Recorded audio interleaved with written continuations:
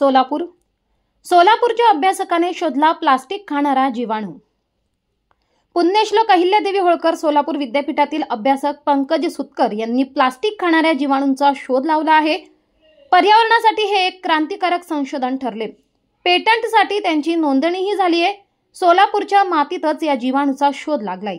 हे विशेष प्लास्टिकच्या विघटनावर जगभर संशोधन सुरू आहे। जीवाणू आणि बुरशी हे दोन सूक्ष्मजीव मृत सजीवांच्या मातीमध्ये विघटन कुजलेल्या प्लास्टिकवर संशोधन करतात। मात्र प्लास्टिकचे विघटन होत नाही, काळानुरूप काही सूक्ष्मजीव स्वतःमध्येही बदल करतात। त्याच संकल्पनेचा आधार घेऊन सुतकर यांनी प्लास्टिकचे विघटन करू शकणाऱ्या सूक्ष्मजीवांचा शोध सुरू केलाय। गेल्या 4 वर्षापासून एकाच ध्येयाने प्रेरित होऊन सुरू असलेल्या संशोधनाला अखेर मोठे यश मिळाले। आतापर्यंत 10 विविध प्रकारचे जीवाणू शोधले, त्या संदर्भातील 2 पेटंट देखील नोंदवले आहेत। विद्यापीठातील पर्यावरण विभागाचे प्रमुख प्राध्यापक डॉक्टर विनायक धुळप यांच्या मार्गदर्शनाखाली सुतकर यांचे संशोधन सुरू आहे। मी पंकज रमेश सुतकर, संशोधक विद्यार्थी, पुण्यश्लोक अहिल्यादेवी होळकर सोलापूर विद्यापीठ सोलापूर। माझं संशोधन प्लास्टिक विघटनावर चालू असून माझे मार्गदर्शक डॉक्टर विनायक धुळप आहेत। यामध्ये मी मातीमधले जे सूक्ष्मजीव आहेत ते मी वेगळे करून मी त्या सूक्ष्मजीवांमार्फत प्लास्टिकचं विघटन करण्याचा प्रयत्न केलाय।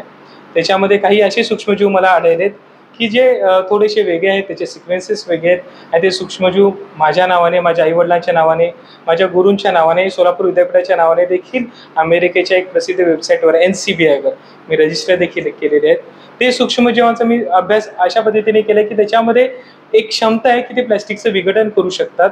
जवळपास 3.5 ते 4 वर्ष या संशोधनास मला लागलेलं आहे आणि त्या संशोधनामध्ये मला असं आढळून आलं की प्लास्टिकचे जे विविध प्रकार आहेत त्या विविध प्रकारावर माझे जे सूक्ष्मजीव आयसोलेट मी जे केलेले आहेत ते विघटन चांगल्या पद्धतीने करू शकतात। आणि सध्या एक लॅब स्केल बायोरिएक्टर देखील मी जो डेव्हलप केलेला आहे त्याला देखील इंडियन गव्हर्नमेंटचं मला पेटंट देखील मिळालेलं आहे।